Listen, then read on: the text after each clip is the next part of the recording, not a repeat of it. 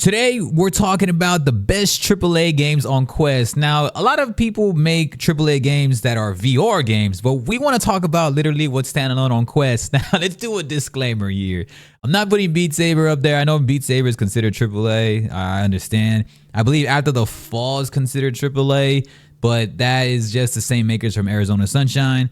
And I want to think like when I'm talking AAA right here, we're talking about exactly like from the flat screen essential or just by name alone, just everything, right? That's what I'm thinking when I envision AAA. Now you could potentially like put some of the movie type games, right? Like Creed or Paranormal Activity, but I'm not putting those in there either. I'm just thinking essentially a AAA game that would possibly be somewhat of a credential to a flat screen game, but again, that does not always mean the best experience.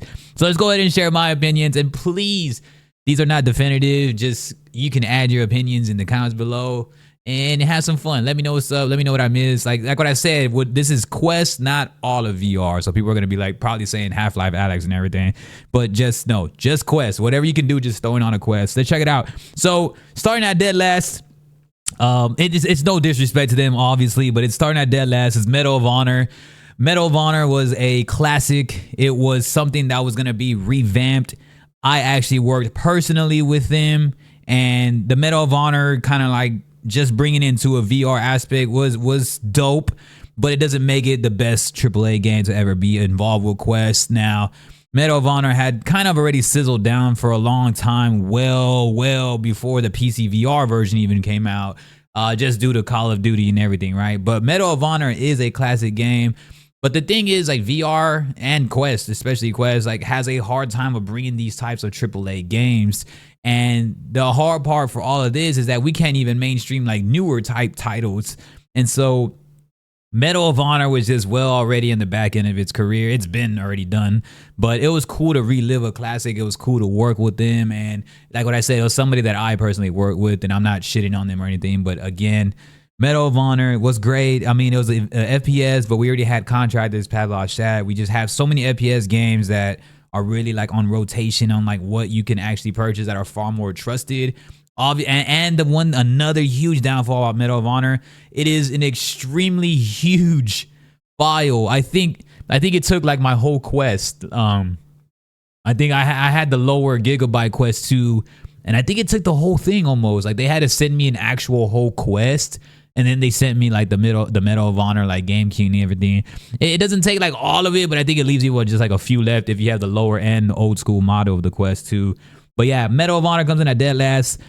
VR FPS, again, it's very common already, but I think people already have their favorites. Like me, I love like Contractors, Ghost of War, even now, and then Pavlov, and then after that, everybody else comes after that, because those games are like they're just meant for it. Medal of Honor just didn't live up to that. I mean, like the old music, and it could be classic for a lot of old heads like me. I'm an older head, but still wasn't as enjoyable. Next, we're gonna look at just any Star Wars one. I mean, Quest has a few Star Wars games. I mean, I don't know like in-depth AAA, but definitely like just the Vader ones, Immortal.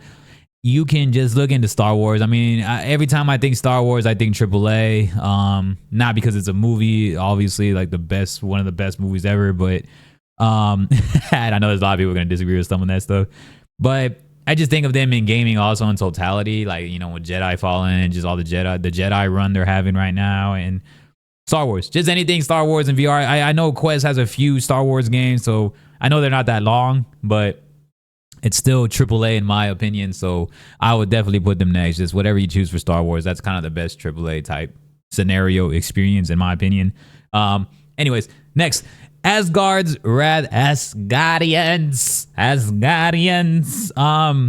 Yeah, I mean, RPG and VR is, I mean, not just VR, right? I mean, Quest is VR, but RPG and Quest can be tough. Why? Unless you have an external battery, you're not going to be playing the game for that long, and RPGs tend for you to grind.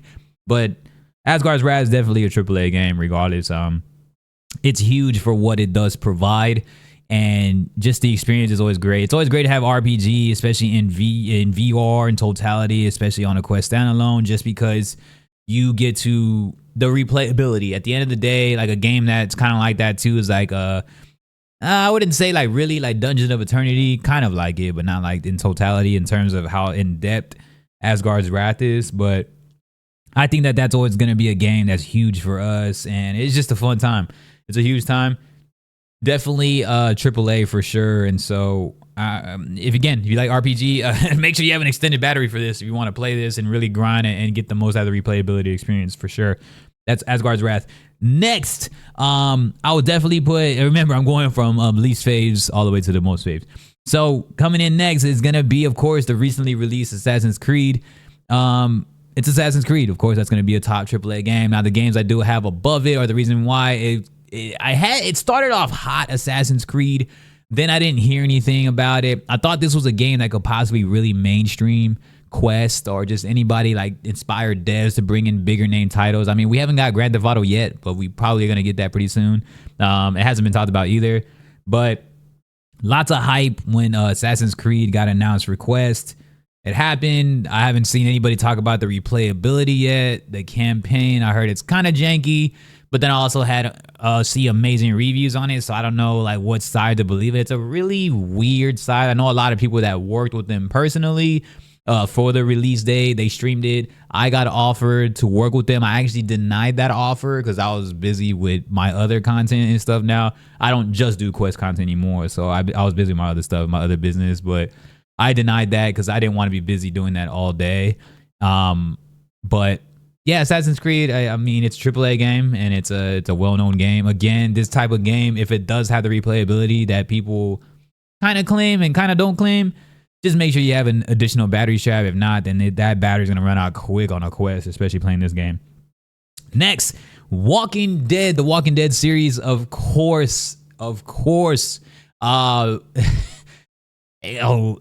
say the best looking AAA game on a Quest for sure is Walking Dead. But again, my opinion, obviously, this is AAA, like games that are actually known. It's not the best looking game like Quest game overall, but the best looking AAA game from what I've seen, I think, is Walking Dead. It's Walking Dead. Holy shit! Like what more do you want me to say? Huh? You killed the zombies. Walking Dead, man. Get into it. The first one's a lot better. Saints and Sinners versus Retribution, but still, I mean, they're both great experiences. They're fun. They really made the AAA format. They make you feel that in virtual reality and on a Quest, not just virtual reality, on a Quest. Definitely put you on a quest in your Quest. No pun intended. All right. And of course, I'm going to go at the top of the line, which is kind of crazy that I didn't have Walking Dead or Assassin's Creed, but this is the reason why. Top of the line, #1 AAA game on Quest. Again, my opinion, this is not definitive, but this is a hard disagreement. Resident Evil 4, I mean, it's obviously the OG version.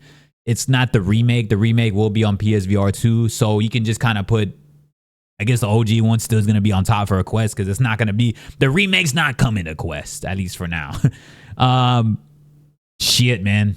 It is great. Aside from the flat screen scenes, like the little movie scenes, everything else is incredible in VR, man. Like the boat scenes, and you can get really motion sickness in this game though, but there's a lot of immersion in this game. And they actually help out a lot of beginners. I still don't think Resident Evil 4 is talked about that much and being like a top Quest game all day, every day. Easily the best AAA Quest experience. Again, aside from them like having like a weird, man, if they would have integrated actual cutscenes that were in VR, this game would be like, yeah, I mean, aside from it already being remade so many damn times, and aside from it having flat screen like cutscenes, those two things are the only downfalls about this game. Everything else is incredible. Like, it's smooth, the gameplay, the fighting, everything looks the same. It looks scarier because all these dudes are all in your face and they're your height and taller. But if they didn't have the flat screen cutscene, and of course Resident Evil 4, like if you already played Resident Evil 4 back all the way like in GameCube, then you already know like what's happening next, so it kills all the surprises, and it ruins a lot for like the in the moment things if you remember everything, or especially if you just recently played it like on a PC mod or whatever it is. That's why I think the remake is really good right now, because nothing's really fresh.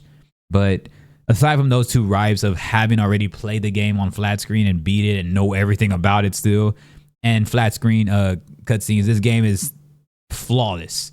Flawless. I still wish we would have got VR cutscenes in here. It would have been so immersive, because like when you're just interacting, like in the minier type scenes, it's dope because you're like actually still in VR, so you like see all like the movement of them talking. It looks crazy cool. But again, the flat screen cutscenes on like the longer ones, it sucks. I'm like, dang, it kind of like knocks you out that immersion. So that's one little ripe. And then of course, just knowing the game. If you already know what's happening next, you're like, oh, it would be cool to not knowing that. But yeah, Resident Evil 4 takes the throne easily. The worst will definitely be Medal of Honor for sure. But yeah, those are kind of games that I feel like AAA, that's what AAA means to me, man. Y'all gotta let me know what's up though. I appreciate y'all so much. And thank y'all so much for hitting up our content. It really does help. Like we have like a slow growth, and sometimes we hit peaks and we get back to a slow growth. So any type of interaction and comments, it really does help. I do enjoy conversations and everything, man. Appreciate y'all. Peace.